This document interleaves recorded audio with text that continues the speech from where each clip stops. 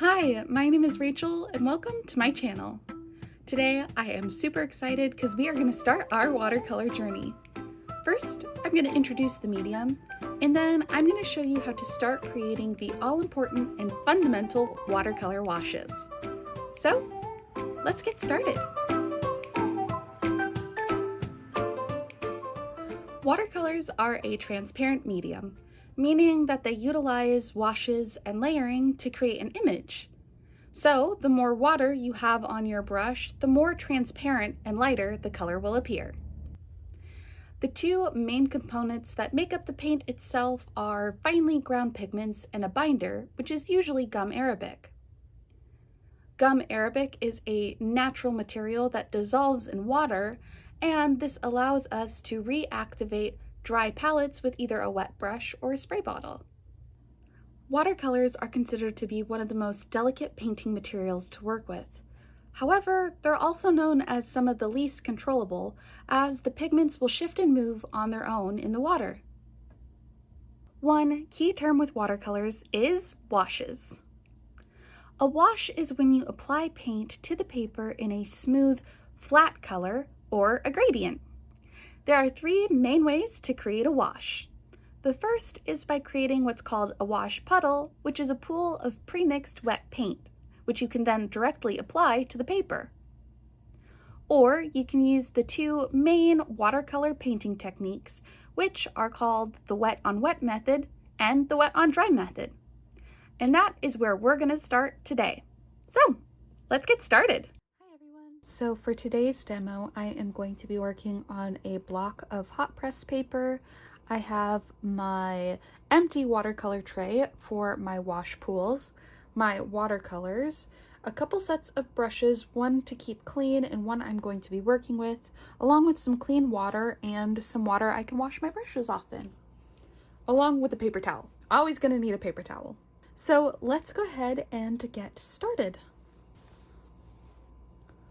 The first wash we are going to be working on is called a flat wash, meaning it's one flat color that is even across the page. And we are going to start with the wet on dry technique.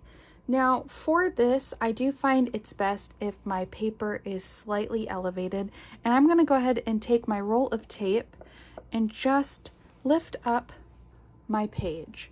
This is just going to allow me to move the paint a little bit smoother down the page. I'm going to take my brush and I'm going to go ahead and dip it in my pre-mixed pool of blue. What we're going to do is we are going to brush horizontal strokes across the page, bringing it down and dipping back in our pool as needed. And we're going to slightly overlap our strokes.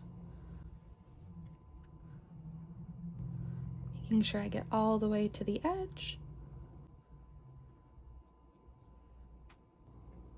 Now for this method, you kind of have to work a little fast just because we are trying to avoid creating too many streaks. So as I work my way down, I'm just going to keep pulling the paint down my page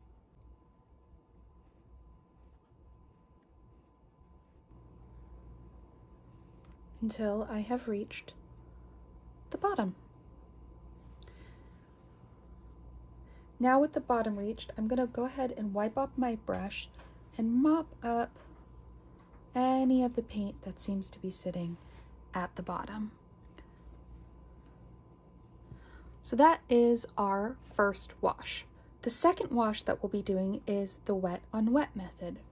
For this, you're going to want to take a clean, dry brush and clean water, and you're going to brush the surface of your paper so that it's nice and saturated.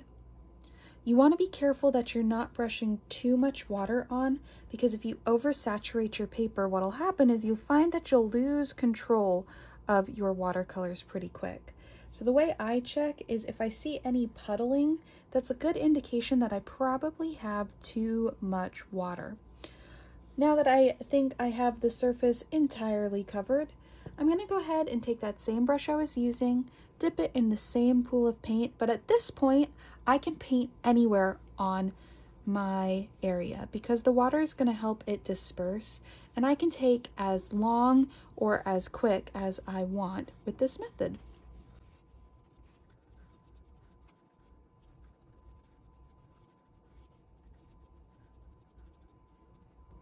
And now I'm just going to wait for both of them to dry. Now that they're both mostly dry, I'm going to go ahead and talk about the pros and the cons. The pros for doing a flat wash with the wet on dry technique is that you're going to get darker values, there's going to be less drying time, and your paper is going to warp less. However, you are going to get some bands of streaking, and you might get a little bit of lifting where your tape meets your watercolor.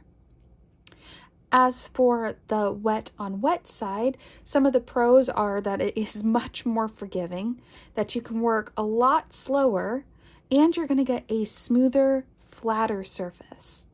The cons is that your colors are going to be a bit lighter, and you're going to have to really wait for the surface to dry, which does take quite a bit longer than our wet on dry technique.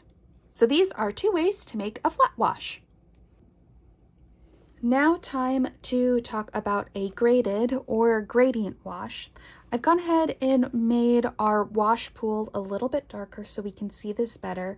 And again, we are going to start with our wet on dry technique. Much like before, we are going to get our brush saturated with watercolor from our wash pool, and we are going to start with our horizontal stripes all the way down. And I'm going to do about 3 strokes. And then I'm going to clean my brush off. Clean, clean, clean. This is then going to pull down the next band. I'm going to just keep on pulling down. And I might overlap slightly. Keep on dragging down. After 3 more strokes, I'm going to clean my brush again, maybe give it a little tap off, and continue on. Now, you can go over this while it is still wet if you would like to work on getting those bands a little less visible.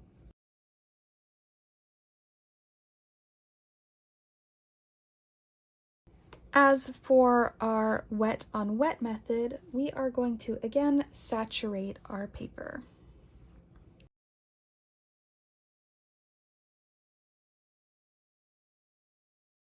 Once I have my surface saturated, I'm actually going to do almost the exact same technique that we did with our wet on dry technique. And I'm going to start at the top and begin brushing my way down. And once I hit where I would like for the colors to become lighter, I'm going to go ahead and clean my brush again with some water and start where those areas were and work my way all the way down. Again, as you can see, it's pretty pale. I'm going to go over it a second time, just like our friend the wet and dry method.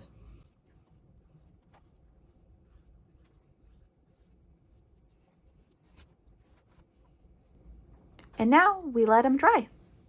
Now these aren't fully dry yet, but I just wanted to point out the differences with the wet on dry technique versus the wet on wet technique when it comes to gradients.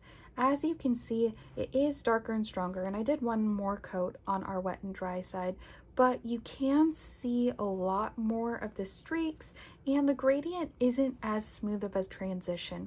I could work this more to get the transition smoother, and I could blend out some of these streaks, but it can be a bit more challenging where this is a bit softer, but it probably could use a second coat up at the top to get it to be darker values. So the perk of the wet on dry is you've got stronger, darker values, and the perk on wet is you've got smoother transitions. So that is how you would create graded washes. All right, our last wash that we'll be talking about is called a variegated wash. And a variegated wash just means blending from one color down to a second color. So I have gone ahead and made 2 more wash puddles, a red one and a yellow one, and I got myself some clean water while I was at it and made sure all of my brushes were clean before we got this started. And we are going to start with our wet on dry technique. So for this, I'm going to start with my red and I'm going to saturate my brush. I again have this stacked on my tape so that everything is at an angle. This will make this process a lot easier. And I'm going to start with my red again, just like we did with the flat wash and the gradated wash, and I'm going to start bringing it down across my page. Once I hit the halfway point, what I'm going to do is I'm going to clean my brush, working really quickly here, grabbing my yellow and blending it in, and I'm actually going to do a couple strokes to try and get these to blend in together.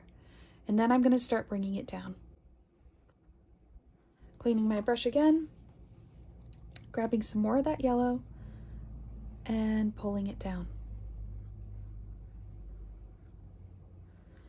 Now, once I've hit the bottom, while it's still wet, I'm going to take some of that red and I'm going to start up at the top again. You don't have to do this step. I just find that it helps create a smoother gradation. And so I'm just working my way down. And once I hit that halfway point, I'm just going to continue coming down.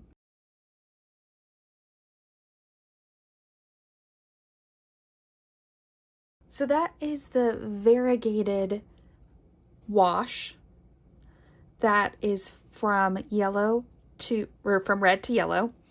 And now we are going to do the wet on wet method. Taking my clean brush in my entirely clean water, I'm going to go ahead and saturate my paper.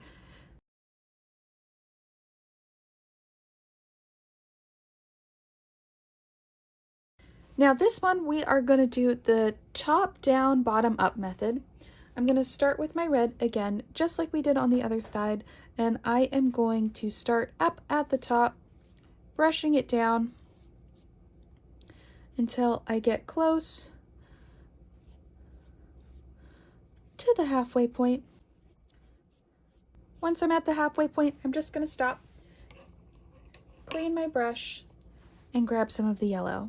And now, with my yellow, which I had a little bit left over on my brush, I am going to start at the bottom and work my way up.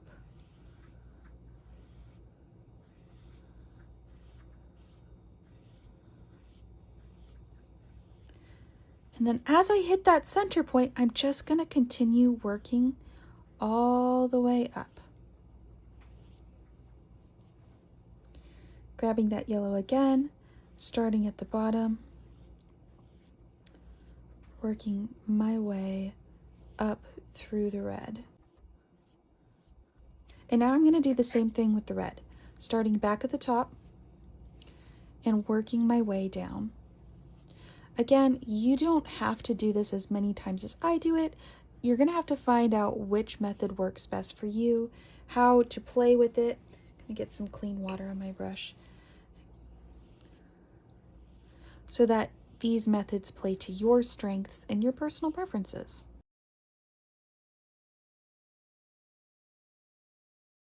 And now I'm just going to let these dry.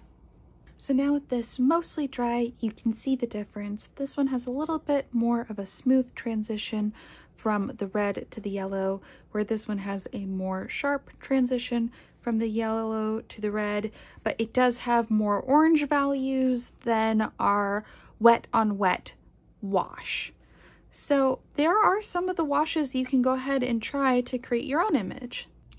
Washes are the foundation to most watercolor paintings, and now that you know how to create them in a variety of ways, I suggest playing around with them in your own practice, because each method is going to feel right to different people. Now, there are other things we can do with the wet on wet method and the wet on dry method, but I'll cover that in later videos. So thank you so much for joining me. If you liked this video, go ahead and give it a thumbs up. Or if you'd like to see more art education videos or stuff from my own practice, go ahead and hit that subscribe button. Thanks again, and I look forward to seeing you next time.